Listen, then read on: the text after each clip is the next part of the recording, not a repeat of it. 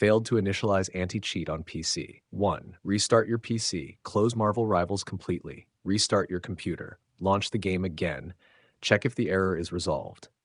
2. Repair the anti-cheat service. Open the game installation folder. Run the anti-cheat installer. Select Repair. Restart your PC. Launch Marvel Rivals.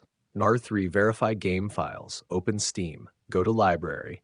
Right-click Marvel Rivals. Select Properties, Installed Files. Click Verify Integrity of Game Files. Wait until verification is complete. Number 4. Run the game as administrator. Right-click the Marvel Rivals shortcut. Select Run as administrator. Launch the game. 5. Disable antivirus temporarily. Temporarily disable your antivirus.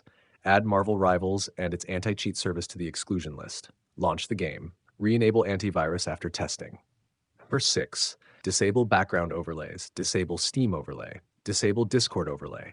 Close MSI Afterburner, Rivatuner, and similar overlay software. Restart the game.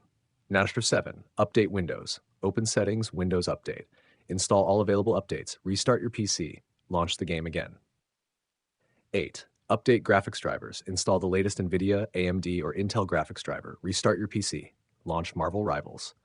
9. Close background applications. Open Task Manager.